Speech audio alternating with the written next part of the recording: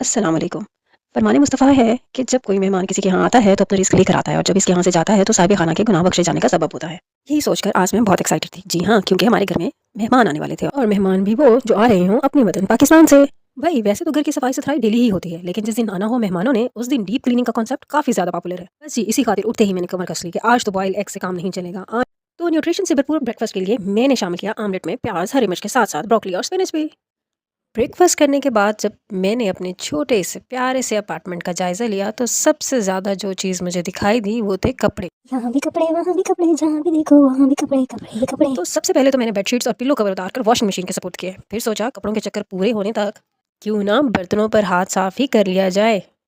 तो जनाब, एक मशीन लॉन्ड्री में घूमती रही और एक मशीन किचन में। मुझे याद पड़ता है कि जब मेहमानों ने आना होता था, अम्मी जान चीनी के बर्तनों का सेट ज़रूर निकलवाती थी। और आज तो मैं अम्मी की बेटी रहती ही चीन में थी, तो मेहमान आए और चीनी के नए बर्तन ना हों, मेहमानदारी कुछ फीकी सी पड़ जाएगी। प्लेटों का सेट निकाला तो इतने में मिंसा का सायरन बज उठा कि बस मामा, अब मुझसे और सब्र नहीं होता। तो जनाब, इसे फीड करवाया, साथ ही बालाज की योगर्ट का टाइम हो गया। तो जनाब फिर क्या था, बच्चों को एंटरटेन करने के बाद धुले कपड़े स्टैंड पर लगाना शुरू कर दिए।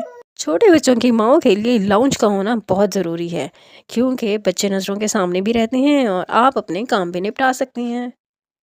अब बारी थी वॉशरूम्स, बेडरूम्स और बालाज के प्ले रूम की सफाई की। ओहो हो, बालाज का प्ले रूम, उफ तौबा! इतना फैलावा था, इतना फैलावा कि सबसे ज़्यादा टाइम मुझे इसी के कमरे को साफ़ करने में लग गया। सोने पे सुहागा मिंसा ऊपर झूले में सो रही थी और मुझे इसके टॉयज़ इकट्ठे करने थे बगैर आवाज़ पैदा किए। टॉयज़ इकट्ठे करने के बाद कपड़ों को तह लगाया। अब बारी थी बालाज को स्कूल छोड़ने की। स्कूल छोड़ने के बाद आई, लाउंज को साफ़ किया, झाड़ू पोछा किया, क्योंकि बालाज के होते हुए तो लाउंज साफ़ नहीं हो सकता। एक तायराना नज़र घर पर दौड़ाई तो दिल को सुकून सा मिल गया। घर को साफ सुथरा देखकर वाकई कहते हैं ना, सफाई निस्फ़ ईमान है। तो ईमान को पूरा करने के लिए नमाज अदा की और नमाज अदा करने के बाद लग गई मुर्गी की खाल खींचने। खाल खींचने के बाद कटाकट कटाकट की मैंने कटाई मुर्गी की और फिर सब्जियों की। धुलाई और कटाई के बाद अब बारी थी भुनाई और पकाई की।